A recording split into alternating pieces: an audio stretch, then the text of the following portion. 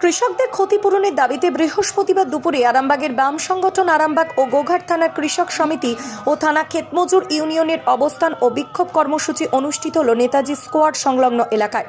খবর পেয়ে ঘটনাস্থলে গিয়ে পৌঁছায় আরামবাগ থানার পুলিশ এবং তাদের আশ্বাসে অবরোধ তুলে নেয় কৃষক সমিতি ও ক্ষেত মজদুর ইউনিয়নের নেতৃত্বরা।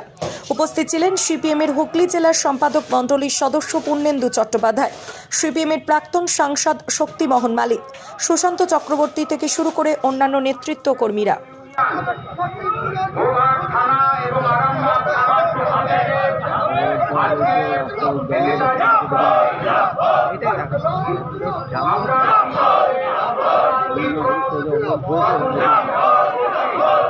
আপনাদের সকলকে আমরা আয়োজন রাখছি।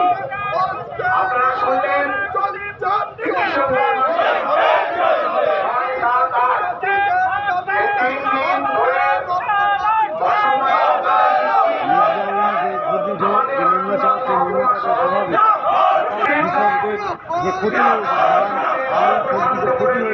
যে ক্ষতিপূরণ দেওয়ার দাবিতে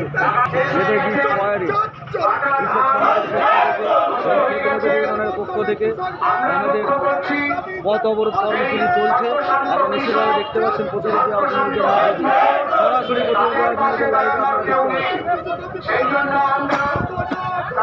দাবি নিয়ে আজকে পথে নেমেছেন। ডিসেম্বরের 6 ও 7 তারিখে অকাল বর্ষণে আমাদের এই হুগলি জেলার আরামবাগ মহকুমায় যে কৃষকের যে ব্যাপক ক্ষয়ক্ষতি হয়েছে, আলু চাষি, ধান চাষি, সবজি চাষি, তাদের যে ব্যাপক ক্ষয়ক্ষতি এবং এই ক্ষয়ক্ষতি অপূরণীয়। সরকারের কোনো রকম চাল বানা এই যে ক্ষয়ক্ষতি পূরণের জন্য কোনো রকম ভাবনা চিন্তা আমরা করতে পারছি না। আমরা সেই জন্য কৃষক সভা এবং ক্ষেতমজুর ইউনিয়ন আমরা যৌথভাবে আমরা সরকারের কাছে আমরা দাবি করছি যে অবিলম্বে ক্ষতিপূরণকে কত ক্ষতি হয়েছে তারা আলু চাষিদের ন্যূনতপক্ষে যে ক্ষতি হয়েছে তাদের 20,000 টাকা, যাদের আংশিক ক্ষতি হয়েছে 10,000 টাকা এবং ধানের যাদের পূর্ণ ক্ষতি হয়েছে তাদের 15,000 টাকা এবং আংশিক ক্ষতি যাদের হয়েছে তাদের 8,000 টাকা এবং সবজি চাষিদের তাদেরও বিভিন্ন রকম ক্ষতিপূরণ দেওয়ার দাবিতে আমরা আজকে এই রাস্তায় আমরা পথ অবরোধ দিচ্ছি।